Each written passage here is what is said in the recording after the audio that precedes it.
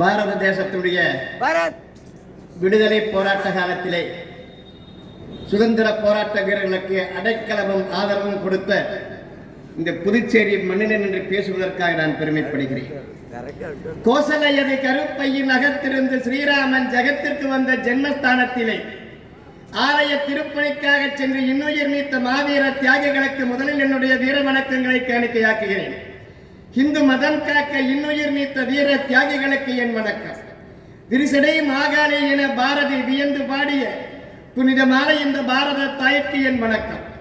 என் உயிரினும் மேலான இந்து சமுதாயத்தின் சொந்தங்களுக்கு என் வணக்கம்.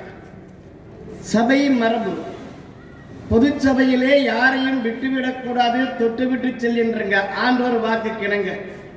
அந்நிய கலாச்சாரம் விட்டு சென்ற எச்சத்தின் மிச்சங்களாகிய காம ரேட்டு கம்யூனிஸ்டுகளுக்கும் அரபு நாட்டு அடிமைகளுக்கும் ஐரோப்பிய அடிமைகளுக்கும் இந்த அடிமைகள்லாம் நக்கி பிழைத்துக் கொண்டிருக்கூடிய திராவிட பாரம்பரியத்துக்கும் பகுத்தறிவு பன்னாடைகளுக்கும் போனா போய் உஸ்மான் சலாம் போட்டு சிறப்பு மிகு இந்த கூட்டத்திற்கு தலைமை பொறுப்பை ஏற்று வழிநடத்திக் கொண்டிருக்கக்கூடிய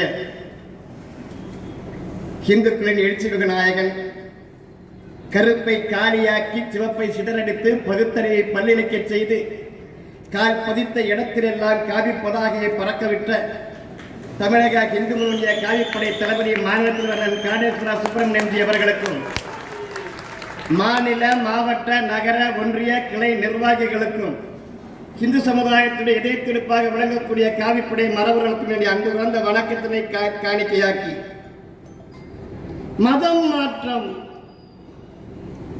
இன்னைக்கு நம்ம எல்லாம் சொல்றோம் கிறிஸ்துவம் மாத்திரம் ஐயா. ஒரு முக்கிய செய்தி, உச்ச நீதிமன்றத்திலே பரபரப்பு. பாரத தேசத்து மக்கள் என்னை கட்டாயமாக மதம் மாற்ற முயற்சி செய்கிறார்கள் என்று இயேசுநாதர் பரபரப்பு வாக்கு மூலம் இந்த மதமாற்ற சக்திகளை என்று தன்னை காப்பாற்ற வேண்டும் என்று பாரத பிரதமருக்கு இயேசுநாதர் கடிதம்.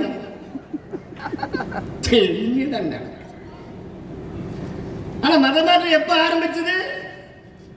கிறிஸ்துவனுக்கு முன்பாக, இஸ்லாமியனுக்கு முன்பாக. ஹிந்துனா தீரண்டா, ஹிந்துனா திமிர் பிடித்தவன், ஹிந்துனா போராட்டவாதி, ஹிந்துனா எதையும் செய்யக்கூடியவன். அப்படிப்பட்ட போராட்டம் மிக்க ஹிந்துக்களை ஒருத்தன் பஜனை பாட வச்சார் ஐயா முதல்ல. அது ஆரம்ப காலத்தில் மதமாற்றம். கௌதமன் என்று சொல்லக்கூடிய புத்தர் போராட்ட குடும்ப ஹிந்துக்களை புத்தம் சரணம் கச்சாமி பஜனை பாட வச்சார். அதுக்கு பின்னாடி வந்த அசோகர் அதை கடைபிடித்த காரணத்தினாலே இன்றைக்கு ஆப்கானிஸ்தான் நம்ம நாடியா பாரத தேசத்திலே மாபெரும் கற்புக்கரசிகளே ஒருத்தியாக இருக்கக்கூடிய காந்தாரி பிறந்த தேசம் இன்னைக்கு தலிபான் தீவிரவாதிகள் ஆளுகிறார்களே, என்ன காரணம்? புத்தம் தாண்டா காரணம். ஆனா நான் புத்த மதத்தை எதிர்க்கவில்லை. காரணம், இந்து சனாதன தர்மத்துக்கு புத்த மதம் இடையூறாக இல்லை. அடுத்து மகாவீரர் வந்தாரு, ஜைன மதத்தை துவக்கி வச்சாரு. ஜைன மதம் சனாதன தர்மத்துக்கு எதிராக இல்லை, நாம் எதிர்ப்பு தெரிவிக்கல. குருநானக் வந்தாரு, சீக்கிய மதத்தை துவக்கினாரு. இந்துக்களுக்கு பாதுகாப்பு இருந்த காரணத்தினாலே சீக்கிய மதத்தை நாம எதிர்க்கல. அந்நிய நாட்டில் வந்தோம் பாரு மதம் மாற்றம் பண்றதுக்காக. உங்களுக்கு தெரியாத ஒரு விஷயம் மக்களே, இந்தியாவுடைய முதல் மசூதி எங்க தெரியுமா? டெல்லியில. இந்த கடைகோடியில முஸ்லிம்கள் இந்த நாட்டின் மீது படையெடுத்து வருவதற்கு முன்பாகவே அரபு நாட்டோடு கடல் வழியாக வாணிகம் செய்தது பாரதம். எல்லாருக்கும் படிச்சவங்க எல்லாருக்குமே தெரியும். ஒரு நாள் அரபு நாட்டு கப்பல் வருது. எங்க வருது? மலபார் கடற்கரைக்கு, கேரளாவுக்கு வருது. ஒரு 12 அரேபியர்கள் இறங்குகிறார்கள். 2 பேரு கல்யாணமாக, புருஷன் முன்னாடி 4 பேரு, பாக்கி 8 பேர் கல்யாணம் ஆகாதவங்க. இந்த மலபார் கடற்கரைக்கு வந்து இறங்குறாங்க கேரளாவிலே. அந்த நாட்டு ராஜா கிட்ட போற சேரமான் பெருமான். இந்த சேரமான் பெருமான் கிட்ட கேட்கிறாங்க, ஐயா உங்களை நம்பி வந்துட்டோம், கொஞ்சம் ஆதரவு கொடுங்க. சரி சரி இருந்துட்டு போ. அவனுக்கு வேலை கொடுத்தாங்க, வீடு கொடுத்தாங்க. ஒரு வருஷம் ஆச்சு. அவன் கேட்கிறா, நாங்க 8 பேர் கல்யாணம் பண்ணணுமே. கேரளாவிலே நாகரிகத்தின் உச்சத்திலே இருந்த ஒரு வம்சம், தர்மத்தை கடைபிடித்து வாழக்கூடிய ஜாதி, பாரம்பரியத்தின் அடையாளமாக விளங்கக்கூடிய அந்த நாயர் சமுதாயத்தைச் சேர்ந்த 8 பிள்ளைகளை இந்த அரபுக்காரங்க கல்யாணம் பண்ணி வச்சாங்க. முதலே சொன்னான், இவனை கல்யாணம் பண்ணணும்னா நீங்க என்ன முஸ்லீமா மதம் மாறணும். மாத்திட்டாங்க. கல்யாணம் பண்ணியாச்சு, குழந்தை பெற்றாச்சு. மறுபடியும் போறங்க, ராஜா ഞങ്ങൾക്ക് ഒരു അമ്പലം വേണം, ഒരു പള്ളി വേണം. நாங்க கும்பருக்கு ஒரு பள்ளிவாசல் கட்டணும். ராஜா ஊர் சபையை கூட்டுறாரு, என்ன பள்ளிவாசல் கட்டணும்? நம்ம தான் கொடுத்து கொடுத்து நாசமா போனவங்கள சொல்றாங்க, கொடுக்கலாம். ഇവിടെ കൊടുങ്ങല്ലൂരിന്റെ അടുത്തൊരു സ്ഥലമുണ്ട്. யாரு? அந்த ஊர் மக்கள் சொல்றாங்க. இன்றைக்கு புகழ்பெற்று விளங்கக்கூடிய கொடுங்கல்லூர் பகவதியுடைய கோயில். கொடுங்கல்லூர் பகவதி நம்ம கண்ணையங்க தமிழ்நாட்டுக்காரன் கைவிட்டா கேரளாக்காரன் கொண்டாடிட்டு இருக்கிறான். அந்த பகவதி அம்மன் கோயிலுக்கு சொந்தமான இடம் இருக்குது. இடத்தை கொடுத்தரலாம். டப்புக்கு என்ன பண்றது? விலை மதிப்பில்லாத சந்தன மரம், தேக்கு மரம், நிறைய மரங்கள் அந்த கோயிலுக்காக, கொடுங்கல்லூர் பகவதியுடைய கோயிலுக்காக புனருத்தரம் செய்வதற்காக நாங்கள் வச்சிருக்கிறோம். அதை கொடுத்துறோம். அதை வச்சுக்கிட்டே நம்ம கொடுங்கல்லூர் பகவதி அம்மன் கோவில் இடத்திலே கோவில் கட்டினான். பாரத தேசத்துடைய முதல் மசூதி இன்னைக்கு இருக்குது, சேரமான் பெருமாள் பள்ளி. நம்மதாங்க காரணம். இஸ்லாமிய மதம் மாற்றக்கூடிய கொடுங்கோல் ஆட்சி.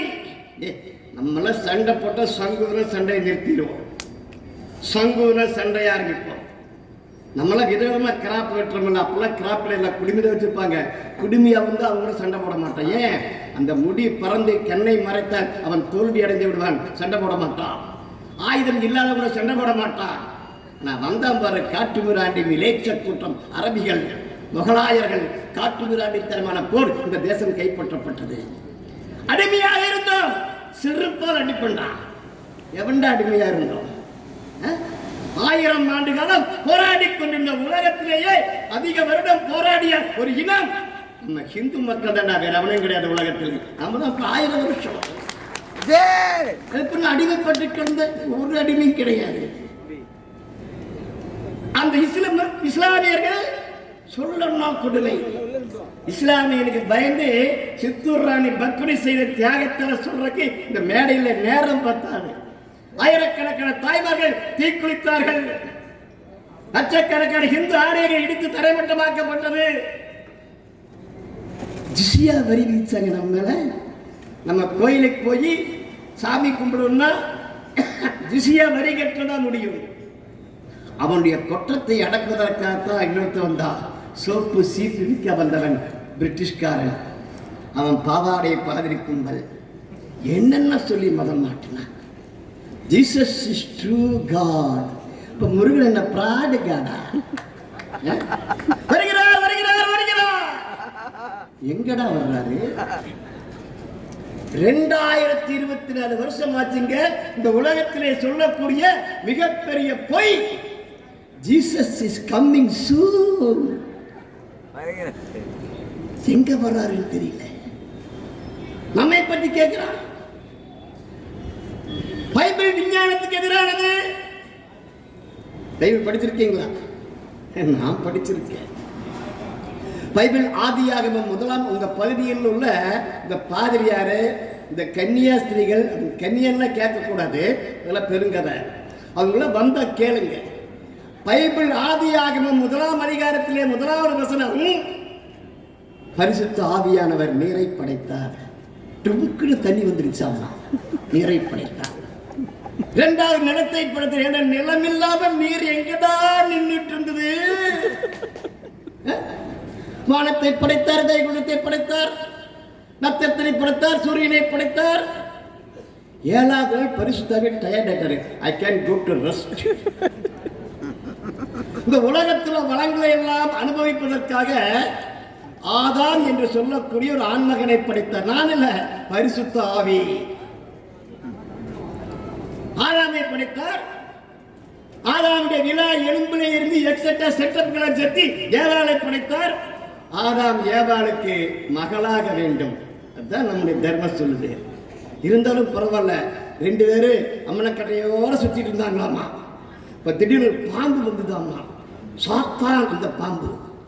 அந்த பாம்பு அவங்க 2 பேர்த்தையும் பற்றி கெருமம் அம்மனை கட்டடக்கே எக்கமணியா அது பாரு அந்த சிறப்பு போல அதை சாப்பிடுன்னு சொல்லிச்சாங்க. இந்த ஆதாமும் ஏவாளும் சொல்றாங்க, ஐயோ பரிசுத்தாகி அதை புசிக்க கூடாது என்று சொல்லி இருக்கிறார்கள், நாங்கள் புசிக்க மாட்டோம். இந்த பாம்பு மறுபடி சொல்லி சொல்லி அந்த பழத்தை ஆதாமும் ஏவாளும் சாப்பிட்டு விட்டார்கள். நான் சொல்லிய பைபிள் சொல்லுது, அந்த பழத்தை சாப்பிட்டதுமே ஆதாமுக்கும் ஏவாளுக்கும் அறிவுக்கண் திறந்தது. இலை தலைகளால் தன்னுடைய நிர்வாணத்தை மறைத்துக் கொண்டார்கள். பாம்புக்கு இருக்கிற அறிவு கூட பரிசுத்தாவிக்கு ஏது. பைபிள் முழுக்க முழுக்க ஆபாச களஞ்சியம். நிறைய பேசணும். பைபிள் ஏதாவது உருப்படியா இருக்கா? உலகத்தை உருண்டை என்று சொன்னதற்காக கலீலியோவை கல்லால் அடித்துக் கொண்டவர்கள் கிறிஸ்துவர்கள். எனக்கு போப்பு மன்னிப்பு கேட்டிருக்கிறாரு, நாங்கள் செய்து தவறு என்று. இயேசுநாதரை சிலுவையில் அடிக்கிறாங்க. சும்மா இல்ல, நச்சுன்னு 5 ஆணி. ஐயோ, இன்னைக்கு கிறிஸ்துவன் சொல்றான், உங்க ஹிந்து வேதத்துல சொல்லி இருக்கு. என்ன சொல்லி இருக்குது? பஞ்சகாயாய நமக. எங்கடா சொல்லி இருக்குது? நமக சாமியை போட்டு சொல்லுவது. பஞ்சகாயாய நமக, 5 காயங்களுடைய இயேசுவே நமக. நாங்க எங்கடா சொன்னோம்? கன்னி சுத்தாய நமக, கன்னி மேரிக்கு பிறந்த குமாரனே நமக. நான் கேட்கிறேன், டேய், ஒரு கிறிஸ்துவ பிள்ளைக்கு கல்யாணம் ஆயிடுச்சுங்க. நல்ல கிறிஸ்துவ பொண்ணு, கிறிஸ்துவ குடும்பம், பாரம்பரிய கிறிஸ்துவர்கள். ஃபர்ஸ்ட் நைட்டில் அத்தான் இருக்கிறாரு, அம்மணி வர்றாங்க. அந்த அம்மணி அவர்களை சொல்கிறாரு, அத்தான் டோன்ட் டச் மீ. ஒய்? அந்த பிள்ளை சொல்கிறா, ஐயாம் பரிசுத்தாவியின் கருணாலே 4 மாதம் கர்ப்பமாக இருக்கிறேன். வச்சுக்குவாடா. போப்பாண்டவருடைய நேரடி நிர்வாகத்தில் இருக்கக்கூடிய அந்த கன்னியாஸ்திரி மடத்திலே ஒரு கன்னியாஸ்திரி கர்ப்பமாயிட்டா. மற்ற கன்னியாஸ்திரியில கேட்கிறாங்க, வாட் இஸ் திஸ்? அந்த புள்ள சொல்றது, பரிசுத்தாவியின் நற்கருணை 4 மாசம் தாச்சு. இப்படி மொத்தமாக ஆபாச களஞ்சியமாக விளங்கி இந்த தேசத்துடைய கலாச்சாரத்தை சிறுவர் குலைக்கக்கூடியது கிறிஸ்துவ மதம். மதமாற்றத்தின் விளைவு தேசம் துண்டாடப்பட்டது. மதமாற்றத்தின் விளைவு இந்த தேசம் நாசப்படுத்தப்பட்டது. மதமாற்றத்தின் விளைவு நம்முடைய கலாச்சாரம் காணாமல் போய்விட்டது. மதம் மாற்றத்தின் விளைவு குடும்ப உறவுகளுக்குள்ள சென்றாண்டா. 4 பேர் அண்ணன் தம்பி இருக்கிற ஒரு குடும்பத்தில் ஒருத்த மதம் மாறி போயிட்டு அப்பன் செத்து போயிட்டு சொத்துக்கு பங்கு வர்றோம். பேர் என்ன? ராபர்ட். நாங்களாம் ஹிந்தி பேர் சுப்பிரமணி, ராமசாமி, முனியசாமி, குப்பண்ண. நீ ராபர்ட்டின் பேர் வச்சிருக்க, உன்னோட சொத்துக்கு பங்கு கிடையாது.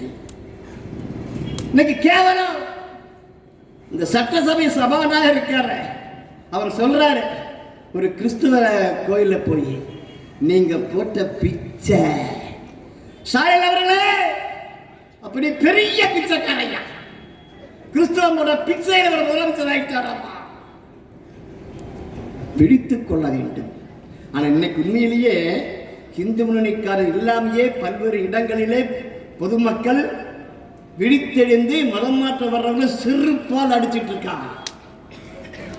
புரிந்து கொள்ள வேண்டும். தொடர்ந்து தமிழகத்திலே மதம் மாற்றம் நடந்து கொண்டிருந்தால் பொதுமக்களின் துணையோடு இந்த மதம் மாற்றத்தை முற்றிலுமாக வேரோடும் வேரடி மண்ணோடுமாக களைவதற்காக இந்து முன்னணி தயாராக இருக்கிறது என சொல்லி நல்லதொரு வாய்ப்புக்கு நன்றி கூறி விடைபெறுகிறேன். ஜெய் ஸ்ரீராம்.